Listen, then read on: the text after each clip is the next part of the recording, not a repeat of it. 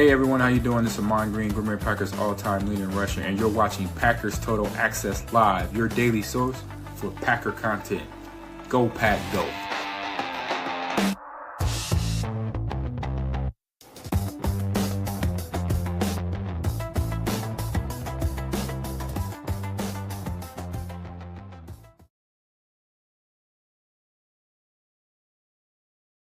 All right. What's up, guys? Welcome into Packers Total Access. My name is Clayton. You can check us out on packernet.com. Find me on Twitter at Packers_access. A little surprise afternoon stream for you guys and gals, obviously, on this glorious, what is today? Thursday? I don't even know what day it is. Thursday, October the 23rd here in listen, I'm really excited about the trade deadline kind of heating up a little bit. Obviously, the Packers, it seems like they're all in this year. We talk about the 3-year window that the Packers have open to win a championship. Obviously, you got your quarterback in place. You got multiple pass catchers in place. You went and picked an elite edge defender. Some would say the best edge defender in all of professional football, and Micah Parsons. You got him opposite Rashawn Gary. You're getting Devontae Wyatt back off the injury list. Things seem to be really falling into place for the Packers to go on a nice little run here. Right now, the trade rumors are heating up a little bit about the cornerback room. So we're going to dive into all of that. Just broke, I don't know, maybe less than an hour ago. Again, no trade final, no definite. They're going after this dude. Just a few names that were mentioned by our friend Easton Butler over on X. And you guys know when Easton talks about something, it doesn't mean a trade's going to happen, but it definitely means there are calls being made. So I'm excited about diving into it. Before we do, if you guys would do that YouTube stuff for me, hit like, hit subscribe. If this is your first time tuning into PTA, welcome. Thank you for making us a part of your afternoon. We're not experts here. We're not insiders. We're not media members. We're fans just like you talking Packers on the daily. So if you're looking for daily content like that, make sure you hit subscribe, click that bell icon so you're notified when we do go live in the future, like this surprise stream. And also this evening, 6 p.m. Central for PTA Live. Me and the guys, we're going to talk about these trade rumors. We're also going to talk about Packers, Steelers. Obviously, Aaron Rodgers set to face his old team. We talked a little bit about that last night. We're going to dive into the X's and O's a little bit. We're also going to dive into the numbers. Hey, what do the Steelers do well? What do they do not so well? So again, make sure that bell icon is clicked so you're notified every time we do go live here in the future. Shout out to everybody in the chat. Appreciate y'all swinging through. We got Joe Pack in here from, I guess that's North Carolina. Good to see you, buddy. We got From the Tribe in the house too. Good to see you, man. The Caldwell Corner, the man, the myth, the legend. Awesome to see you in here, buddy. And then we got Mitchell's mommy, obviously, in the house as well. Let's dive into it. Waste no time. It's going to be a quick stream. Trade rumors heating up, obviously, and this came down the pike from Easton Butler on X. So this is what his post said. And I apologize for the voice. You guys can probably still hear it. Still trying to get over this. I think we had a touch of the Rona is what it ended up being. So we're just about out of the woods here. So the Packers have called and spoken with 2 teams about cornerbacks per sources. 3 players have been mentioned, being Alontae Taylor from the New Orleans Saints and both DJ Turner and Cameron Taylor-Britt from the Cincinnati Bengals. I was told Turner was a, quote, legit asking if he was available, and Taylor-Britt just a call, okay? And he went on to say, in all caps, Easton Butler prefaces this, right? Calling a team doesn't mean they're in deep conversations. That'll be done soon. Literally could be asking about availability, price point, or actual trades to develop. So again, this isn't saying a trade's on the table. This is simply the Packers calling around. Now, I will say it perks my ears up a little bit when you see when you see multiple players at a specific position being in the rumor mill for a potential trade. That tells me that the Packers are actively looking to improve that specific position room. So let's dive into these players real quick. Let's get a little bit of detail on them, right? Alontae Taylor, let's start there. 26 years old, going to be turning 27 by the end of this season. Obviously plays cornerback for the New Orleans Saints. When you look at his PFF grades on the year, guys, 61, 63, 51, 50, 81 against the Giants. So solid performance there. 55, and it looks like a 66. A little hard to read there. I apologize for that. And you can find this article over in our Patreon group, patreon.com/PackerFan Total Access. All right, now let's go year by year. Starting in 2022 when he came into the league, 54.5, 45.7, 45.0, and a 64.7, I believe that is right there. So listen, nothing to like go crazy about, right? But obviously he's played quite a few snaps, 663 snaps his rookie year, 950 in his second year, 1,075 in 2024, and of course 418 so far in this young season. He was a former second-round pick drafted with the 49th overall selection.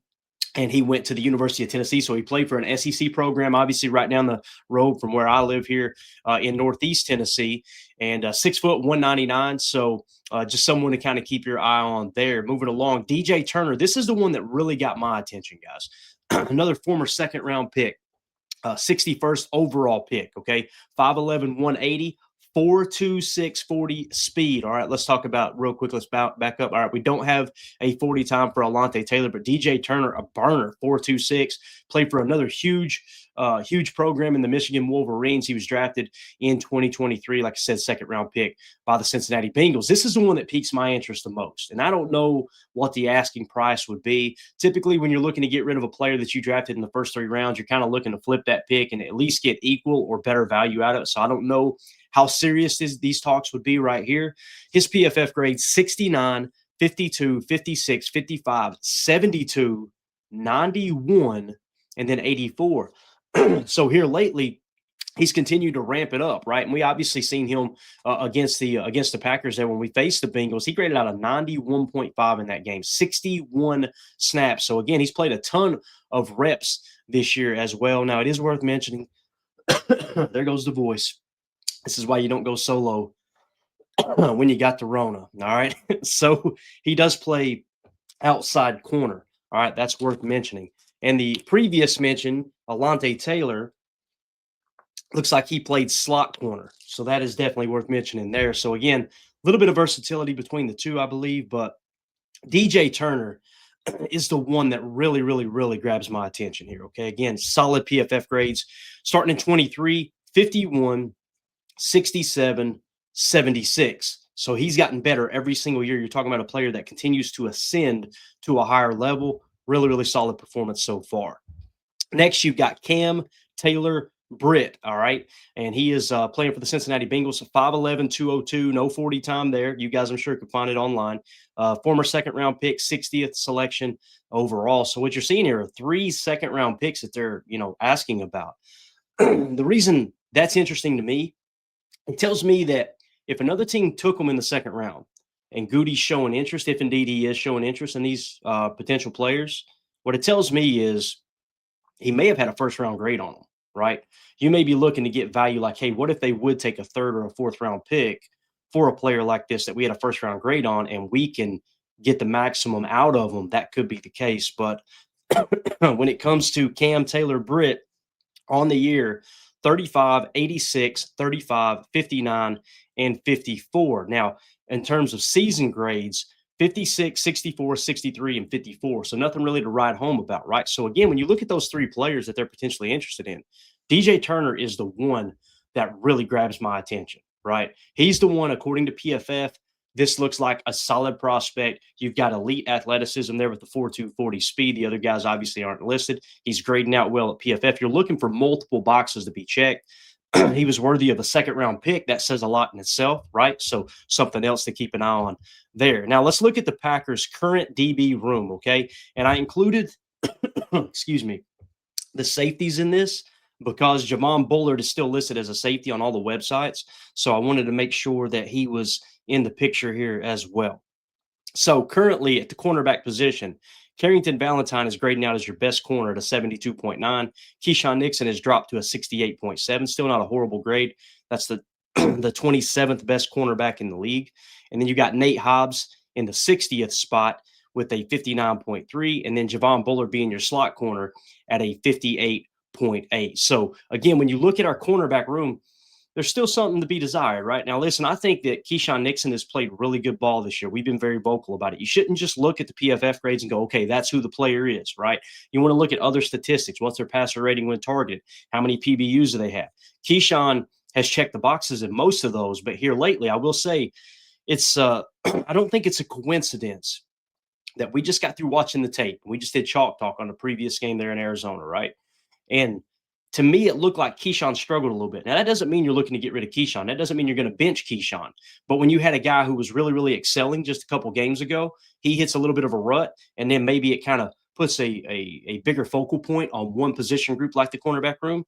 Maybe you're just looking to add a body or two, right? If you can get good value in return for someone that you potentially had a very high draft grade on. Okay, so that's what it seems like to me. All right, and I appreciate y'all being patient with all the hacking here. So let's look at the contract issue here real quick, okay?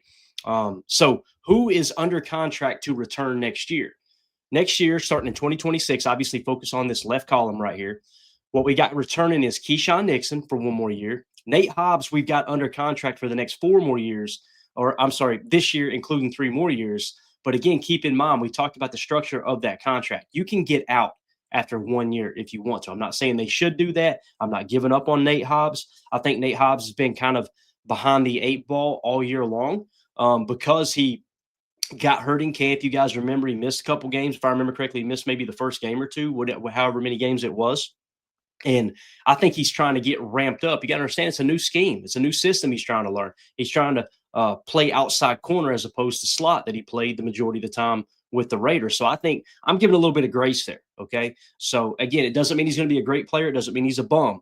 We'll see how everything shakes out here. So again, he's under contract next year as well. Carrington Valentine is under contract for 1 more year too. Now you'll notice Bo Melton and Kamal Hadden are the only other 2 corners that are listed here on Spot Track. They are not under contract next year. However, restricted free agent and exclusive rights free agent. Anytime you see those 2 things, guys, just understand the Packers could get them back if they want them. All right. You might as well count them under contract. If they want them back, they can make that happen for pennies on the dollar. That's essentially how that works. Okay. That's just a good kind of rule of thumb, unless somebody's an absolute superstar and they're going to go out there in a restricted free agency situation and maybe warrant a greater contract. In that case, you're going to get compensation back. And now teams that are offering are going to have to decide, okay, is it worth giving up a second round pick or whatever it may be that the compensation would end up being. But nonetheless, if you want those 2 guys back, you could have them back. So also in this mix, and again, with the safety room is Javon Bullard. He's under contract for the next 3 years, including this year, 25, 26, and 27. So essentially what you've got here is you've got 6 cornerbacks that will be returning if you want them back, okay? So what if you decide, okay, and listen, I'm not trying to dog Bo Melton. I'm not saying he's a bad player. I think he's a great player. I think he's great for the locker room. I think he's a great special teams player. I love him on returns. I wish they would use him there a little bit more just to see if that has truly been capped or not. But what if they are looking at like, okay, we tried him at receiver, didn't work out. We tried him at corner, didn't make the jump we wanted. Maybe they're looking to move on from him. That could be the case. I doubt it. Seems like the coaching staff really, really likes his work ethic, and rightfully so. Kamal Hadden, maybe he's at the end of the line. They're looking to let him walk. So the point is, if you go and you trade for one of these players we just talked about, right? And let's see, who's the one we liked here? DJ Turner. Let's say they would be willing to take a 3rd-round pick for DJ Turner. You got a player who's playing great football, playing his best football of his career in the last 3 games. He's ascending in all 3 years in the league, 23, 24, and 25. He continues to improve according to PFF. You've got elite athleticism in a 4.2 40, a former 2nd-round pick. If you can get him for a 3rd, and the Bengals are truly looking like, okay, we've got bigger. Let's look at it from the Bengals standpoint for a second. Why would they be willing to trade a good player, a good young player? Well, cornerback is not a top priority. You guys know how I feel about this. You need edge defenders and you need 3 tech. That's your top 2 priorities on building a great defense. And then on offense, what do you need? What does their tackle position look like, right? I know Joe Burrow's banged up right now. They got all their money tied up in the majority of their money is tied up in their wide receiver core. How's that working out, right? When your quarterback gets banged up because your offensive line sucks, those receivers aren't making a difference at all, right? So when you look at it from that perspective, I could see why you'd be willing to deal a corner to get draft capital to try to build in the trenches and build it the right way finally. Now, do I think the Bengals will do that? History says they will not, right? So I could see this being a guy. If you could give up a 3rd-round pick for him, or what if you could give up a 4th-round pick for him? I mean, there's probably some people that are looking at these numbers and going, you know what? For a cornerback of the future, that we could bring in, give a contract extension fairly cheap, not like break the bank type contract, because he's not like a true number 1 corner, right? If you decide to move on from, say, Keyshawn after next year, now you got the next guy stepping in place. Or what if you do decide to cut ties with Nate Hobbs and you want to move forward with Carrington Valentine, and now you add someone like a DJ Turner in, who, again, as we pointed out, he's playing outside corner this year. Doesn't mean he can't play slot, right? And again, we mentioned like Alontae Taylor. He is a slot corner, according to PFF. All right, that's where he's getting his snaps at. And then the other one, Cam Taylor-Britt, is also an outside corner like DJ Turner. So I could see that being a fit. And you know what? Maybe that helps your DB room. Maybe that bolsters your DB room a little bit, and you get somebody who's playing really, really good football right now. Because the reality is here lately, depending on what metric you look at. Now, I don't think our cornerback room is as bad as I think most fans do, but it is a spot that you look at the roster and say, hey, we can really improve there. We can make a difference by adding a legit body in that room. Because when you look at the EPA per dropback, the Packers are we're in the top half of the league, but we're kind of in the mid group, right? We're sitting at a positive 0.08 in EPA per dropback right now. And again, shout out to @football_insights over on X.